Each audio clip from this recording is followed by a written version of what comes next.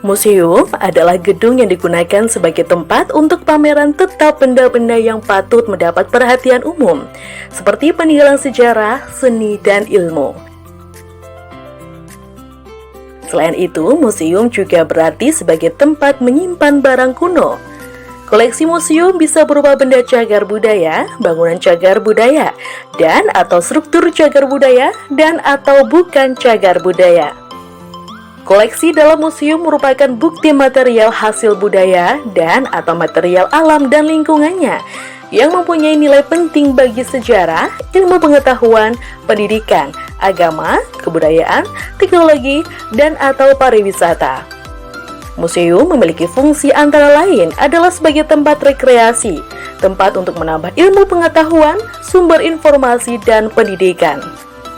Museum menjadi salah satu tempat pembelajaran untuk mendapatkan wawasan dan ilmu pengetahuan baru selain melalui buku. Di dalam museum, kita dapat belajar banyak hal seperti mengetahui beragam peninggalan-peninggalan bersejarah.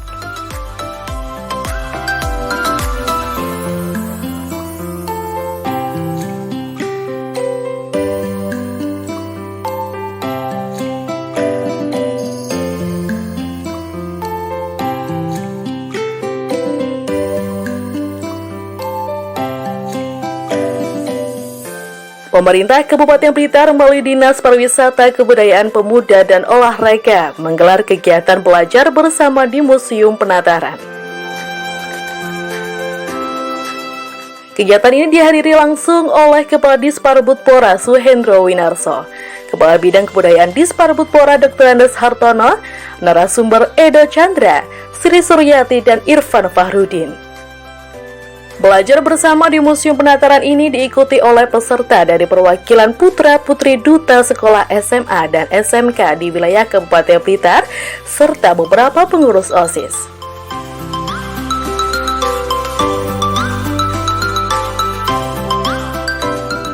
Dalam kegiatan belajar bersama di Museum Penataran ini disampaikan materi terkait regulasi cagar budaya, pengelolaan museum, dan konservasi cagar budaya. Terdapat pula sesi tanya jawab yang memberikan kesempatan para peserta untuk bertanya kepada narasumber.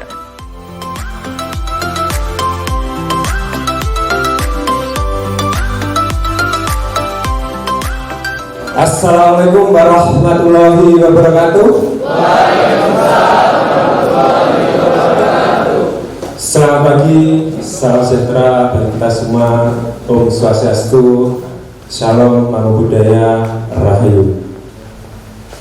Yang terhormat Bapak Suhendro Winarso selaku Kepala Dinas Parbudpora Kabupaten Blitar, terima kasih atas kehadirannya Bapak.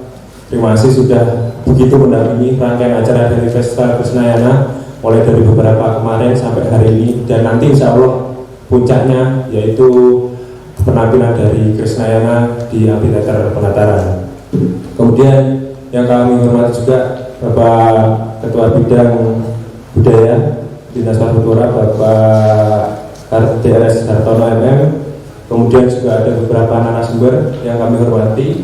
Ada Mas Edo dari ABTV, kemudian Bu Sri Suryati, kemudian juga Mas Irfan Fahrudin, kemudian juga teman-teman yang berbahagia hari ini, perwakilan dari putra-putri duta sekolah SMA, SMK di lingkungan Kabupaten Blitar, dan juga beberapa pengurus OSIS yang kami banggakan.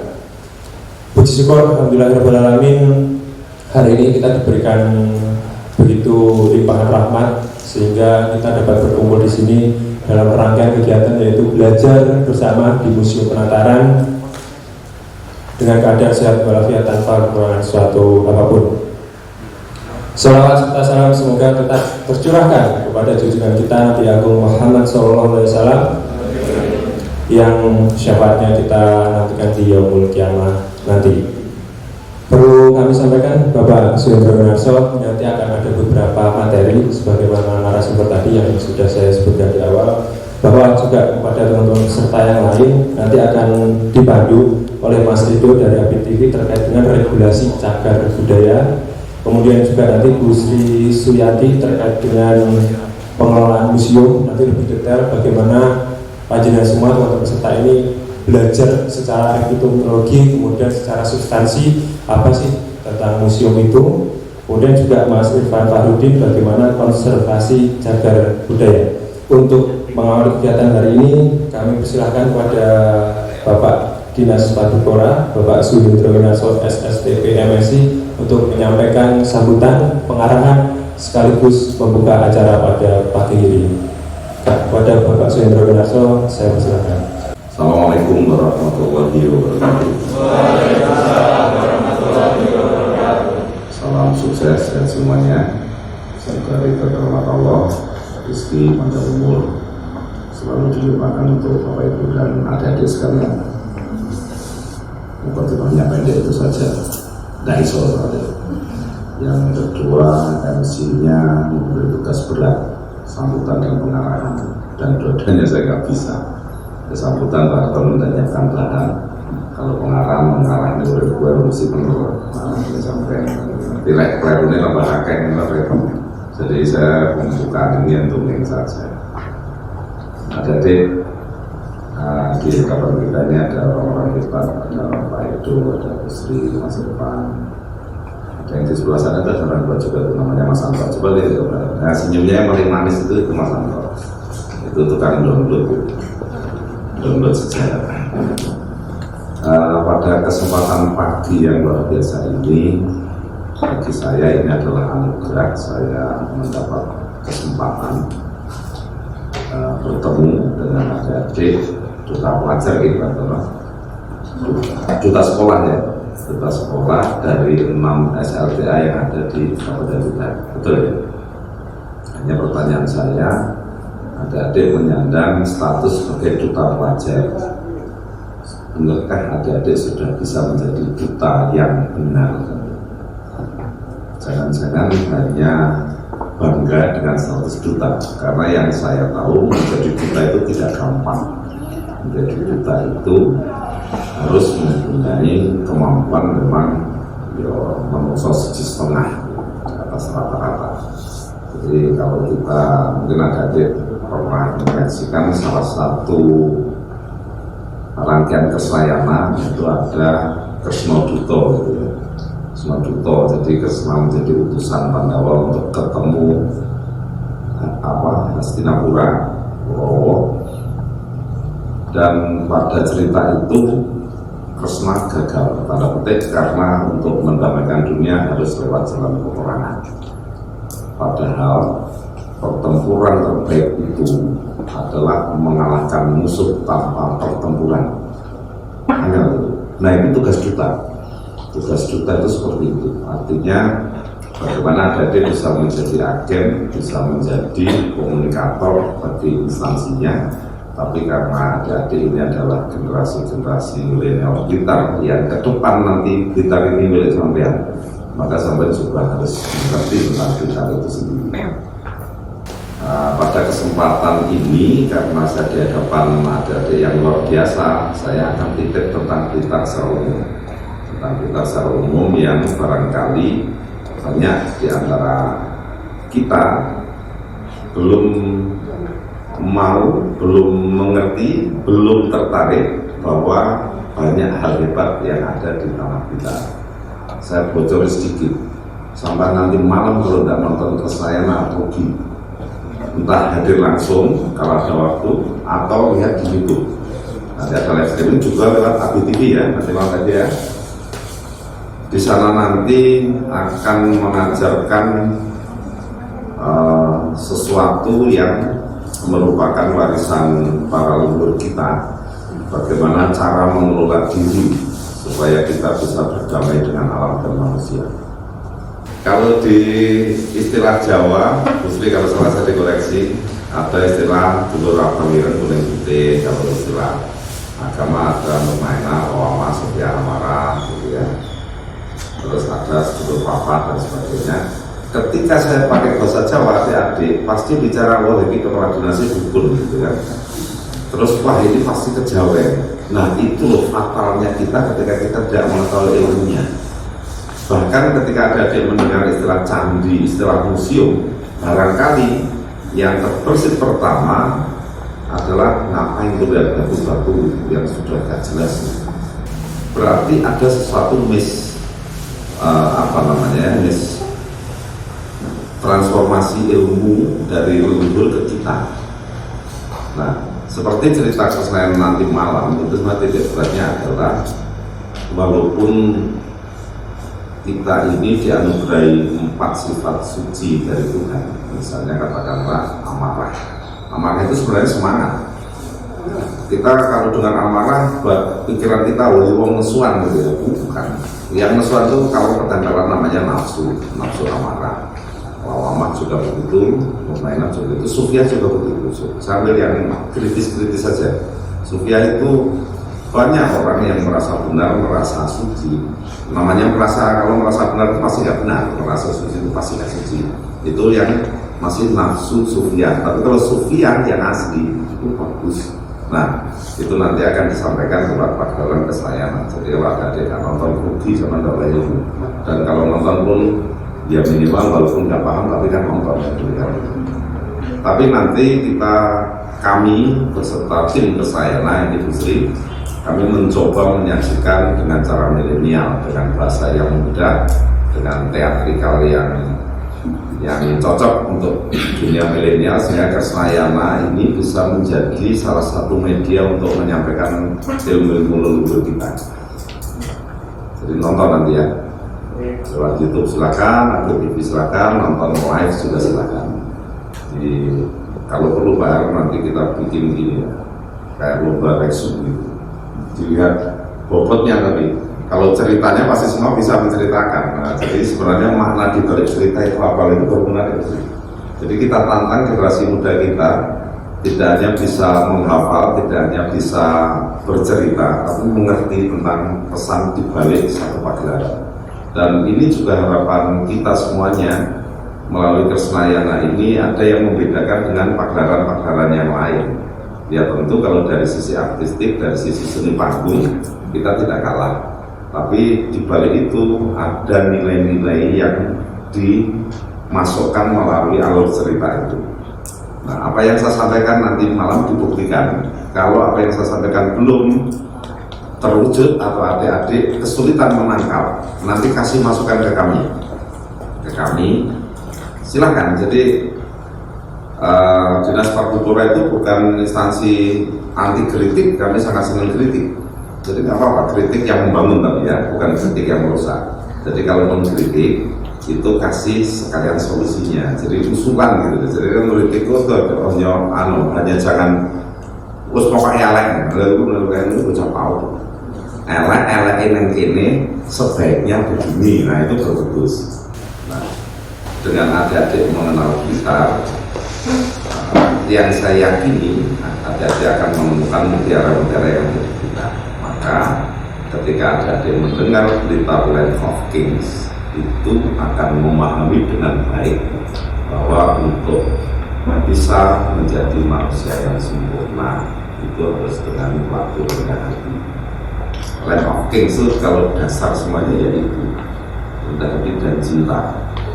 Tapi cinta bukan antara laki-laki dan perempuan, bukan.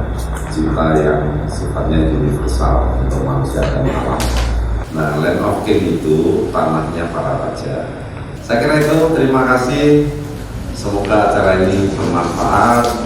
Acara ini tidak hanya menjadi acara seremonial, tapi acara yang memberi makna, acara yang berkesan, dan menjadi salah satu momentum bagian dari perjalanan hidup adik-adik semuanya.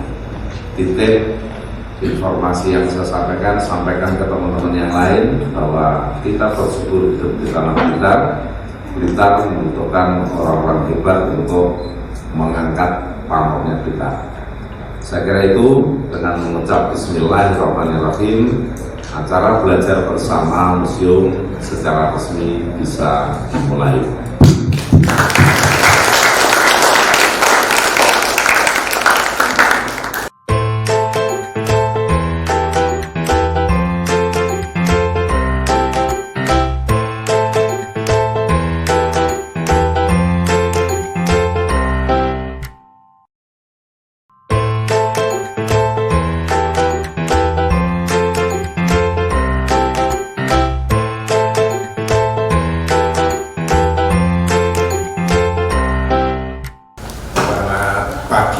siang. Assalamualaikum warahmatullahi wabarakatuh. Adik-adik semua, mari kita di pagi hari ini belajar bersama-sama dalam hal implementasi regulasi cagar budaya terhadap benda cagar budaya yang ada di Kabupaten Blitar ini. Jadi yang pertama-tama kita harus mengenal apa sih cagar budaya itu.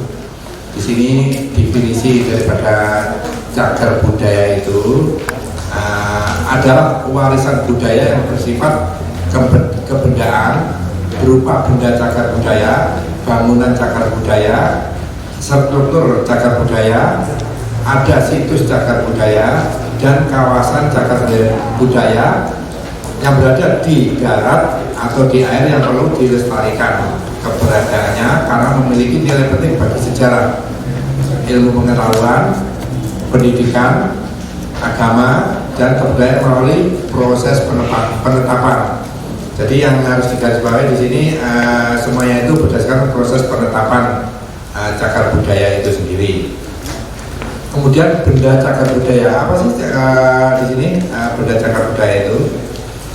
Yaitu benda atau alam atau benda yang berada di alam dan atau benda buatan manusia baik bergerak maupun tidak bergerak yang merupakan berupa kesatuan atau kelompok atau bagian-bagiannya atau sisa-sisa yang dimiliki yang mempunyai hubungan erat dengan kebudayaan dan sejarah di dalam perkembangan manusia itu. Dari definisi cagar budaya itu kita dapat mengimplementasikan regulasinya, kita kaitkan dengan benda cagar budaya yang ada di Kabupaten Blitar ini. Yang pertama adalah maksud dan tujuan, kemudian regulasi itu sendiri. Yang ketiga implementasi, baru nanti manfaat serta nanti ada kesimpulannya. Maksud dan tujuannya adalah membangkitkan semangat kebangsaan masyarakat masa kini atau juga sebagai tujuan di dalam masyarakat itu sendiri. Kemudian agar nilai-nilai yang terkandung di dalam cagar budaya tetap lestari. Yang ketiga, untuk membangkitkan semangat dan kebanggaan masyarakat masa kini atau juga sebagai tujuan wisata dan menentukan apakah suatu karya budaya harus dilestarikan dan bagaimana caranya untuk melestarikannya. Kemudian agar nilai-nilai yang terkandung di dalam cagar budaya tetap lestari dan kegiatan melestarikan cagar budaya dapat berjalan searah dan mendukung dengan kegiatan pembangunan yang ada di negara ini. Kemudian masuk ke regulasi yang terkait di dalam cagar budaya. Itu adalah induk daripada cagar budaya itu adalah Undang-Undang Nomor 11 Tahun 2010 tentang cagar budaya.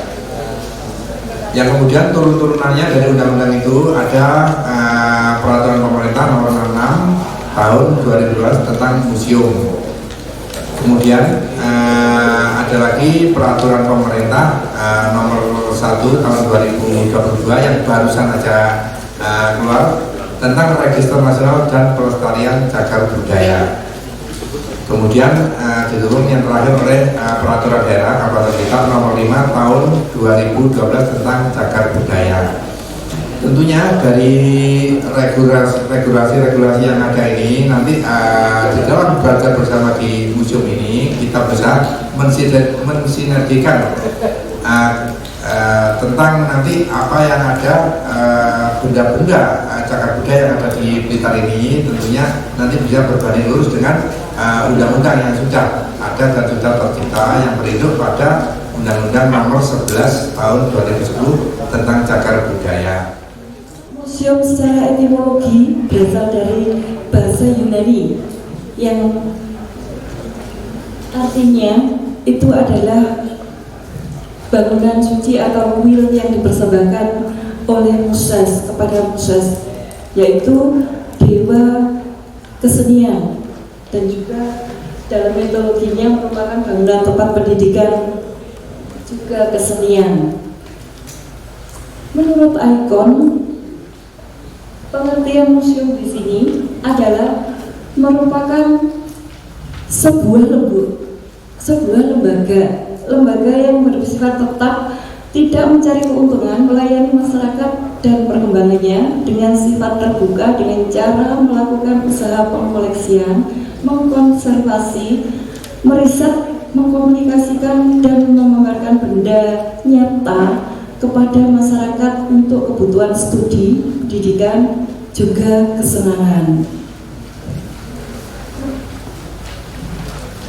Tugas dan fungsi daripada museum itu sendiri dibangun, yaitu secara umum. Tugas museum itu meliputi pengkoleksian, penyimpanan, pendokumentasian, pengidentifikasian, dan memamerkannya untuk dimanfaatkan. Oleh AIKOM juga museum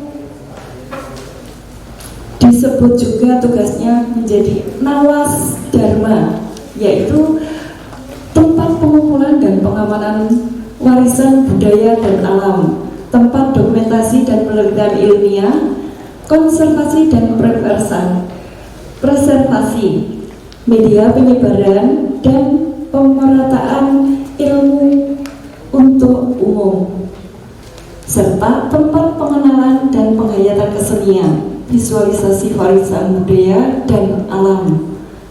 Juga menjadi media perkenalan budaya antar daerah dan antar bangsa, cermin pertumbuhan peradaban umat manusia, juga sebagai pembangkit rasa bertakwa dan syukur kita kepada Tuhan Yang Maha Esa.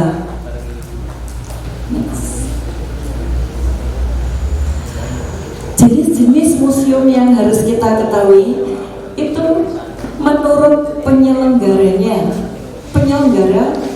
yang berada di museum pemerintah, juga museum swasta.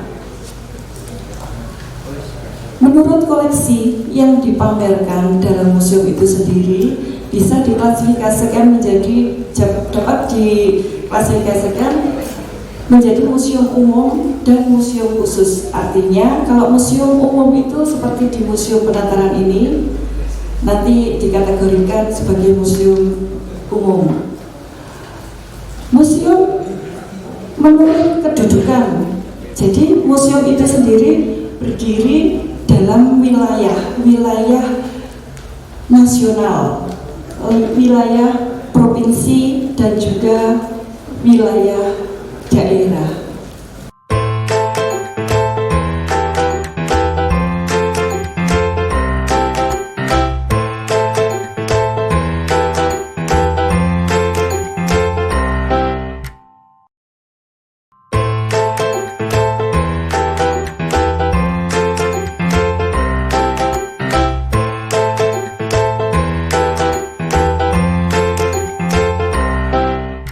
Sebelumnya perlu kita ketahui dulu apa itu konservasi.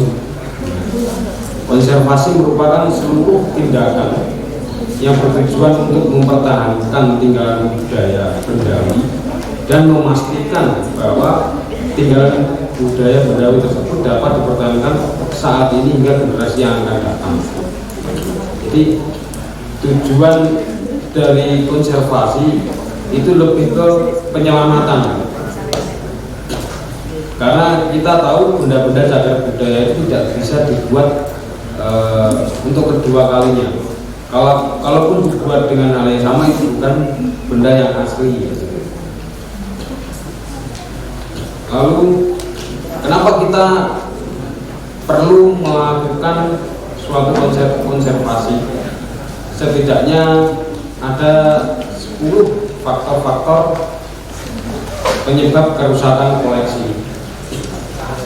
Yang pertama, gaya fisik. Gaya fisik itu bisa terjadi karena benturan atau kita nggak sengaja nyenggol temuan terus jatuh, atau bisa disebabkan oleh alam kayak gempa bumi gitu. Terus yang kedua, pencurian dan vandalisme. Nah, itu juga pencurian juga menjadi salah satu faktor kerusakan. Misalnya ada misalnya kayak salah satu arca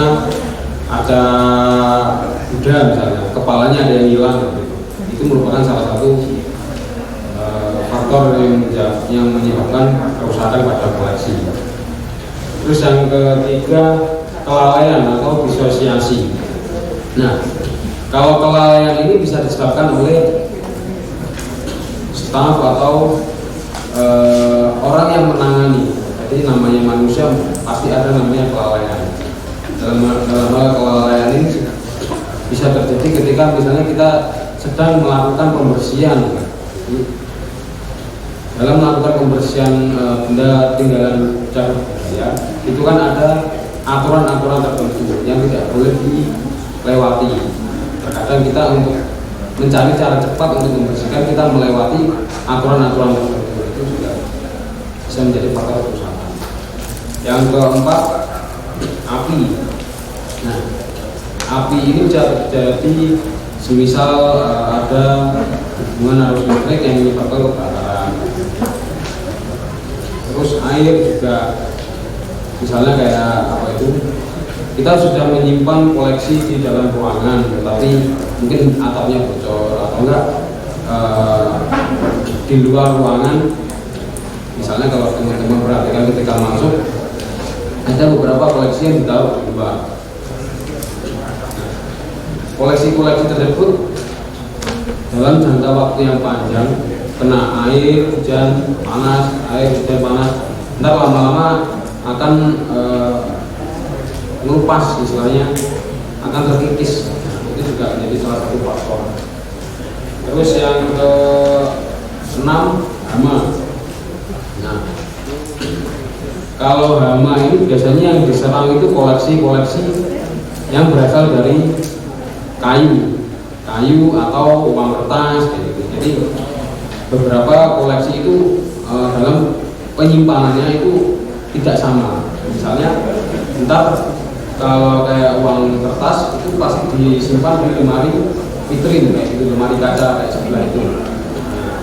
Itu pun juga ketika di dalam lemari itu harus ada beberapa komponen, misalnya kayak silikat gel, jadi untuk menjaga kelembapan. Karena di dalam lemari kaca pasti tidak ada udara apa itu yang keluar masuk. Terus selanjutnya polusi. Nah, penyimpanan di lemari vitrin itu salah satunya untuk mencegah kerusakan daripada polusi. Karena polusi atau debu segala macam itu dalam beberapa tinggalan itu akan memperpendek umur. Jadi semakin pendek umur benda cagar budaya, maka akan semakin cepat rusak. Terima kasih waktu yang telah diberikan untuk saya. Perkenalkan, nama saya Alvaludin dari SMA Negeri 1,5. Di sini saya ada pertanyaan untuk yang bab cagar budaya. Tadi kan telah disampaikan bahwa ketika kita menemukan cagar budaya itu kita wajib melaporkan kepada pemerintah. Nah, pertanyaannya ada dua pertanyaan, Pak. Apabila kita menemukan lalu kita tidak lapor, itu apa yang akan terjadi? Masalah apakah kita nanti bila kita menyembunyikannya atau mungkin kita tidak memberitahu kepada pemerintah, itu apakah kita akan terkena pidana atau yang lain-lain? Dan satunya, kalau kita melapor, apakah apa benefit atau profit yang kita dapatkan ketika kita telah menemukan cagar budaya yang di situ juga cagar budaya merupakan cagar budaya yang langka atau yang sudah lama begitu, Pak? Sekian, terima kasih.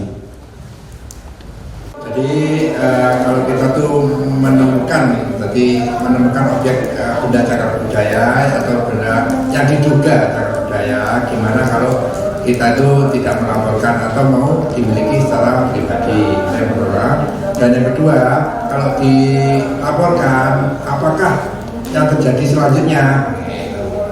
Jadi di dalam Undang-Undang tahun 11 tahun 2020 di situ sudah dijelaskan secara lengkap bahwasanya apabila kita itu menemukan dan tidak melaporkan benda cagar budaya tersebut dalam waktu 30 hari itu ada beberapa sanksi. Kalau itu nanti ditemukan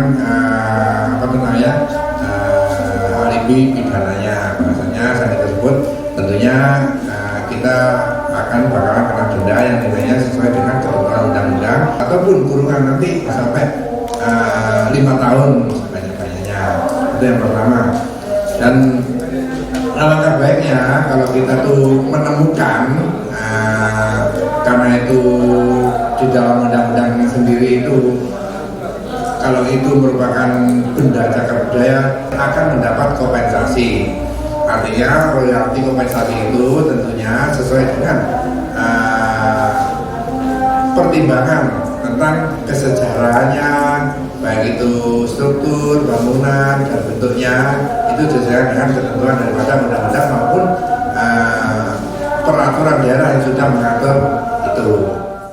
Jadi perlu diketahui bahwa museum ini merupakan tempat penyimpanan dari benda-benda yang bernilai sejarah atau benda-benda arkeologis, di mana Museum Penata dulu sebenarnya berada di Komplek Pendopo.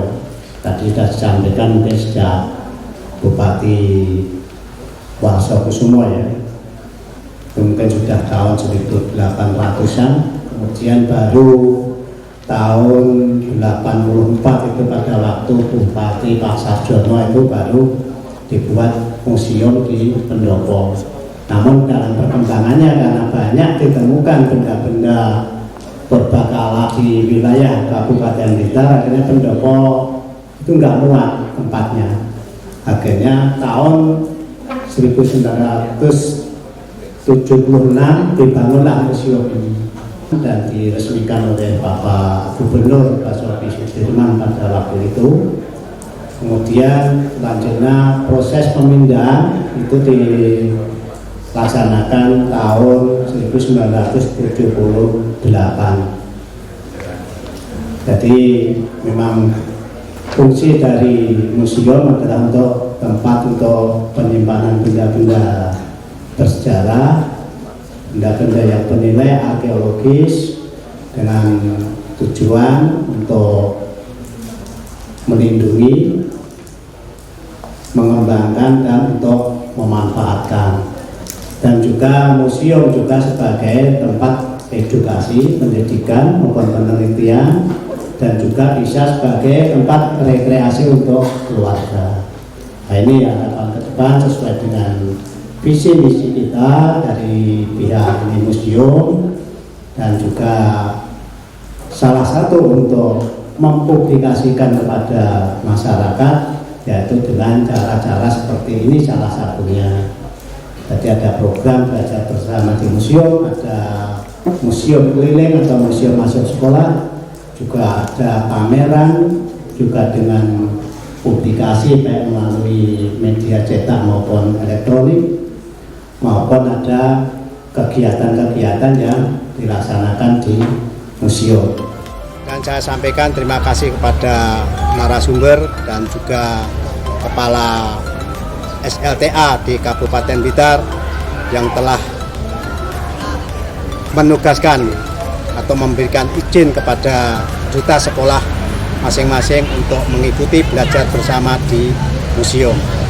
Dalam pengelolaan publik ke depan kami juga akan melaksanakan kegiatan-kegiatan yang lain seperti juga pameran koleksi museum, lomba cerdas cermat tingkat SMP, dan juga publikasi baik melalui media cetak maupun media elektronik. Harapan kami juga masyarakat bisa berkunjung ke museum dengan tujuan pendidikan, pelatihan, ataupun penelitian, dan juga mengenal benda-benda berbakala yang tersimpan di museum. Terima kasih, museum di hatiku.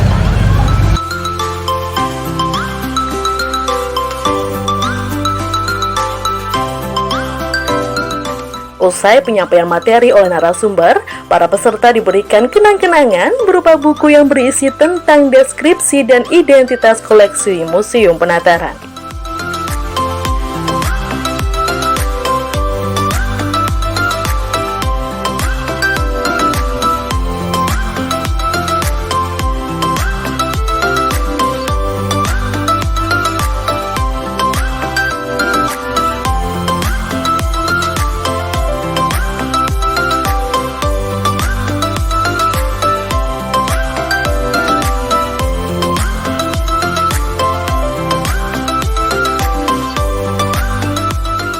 Tak hanya diberikan materi, para peserta ini juga berkunjung langsung di museum untuk mengenal berbagai koleksi di Museum Penataran. Tujuan dari diadakannya kegiatan belajar bersama di Museum Penataran ini adalah untuk mengenalkan peninggalan-peninggalan sejarah yang ada di Museum Penataran kepada masyarakat.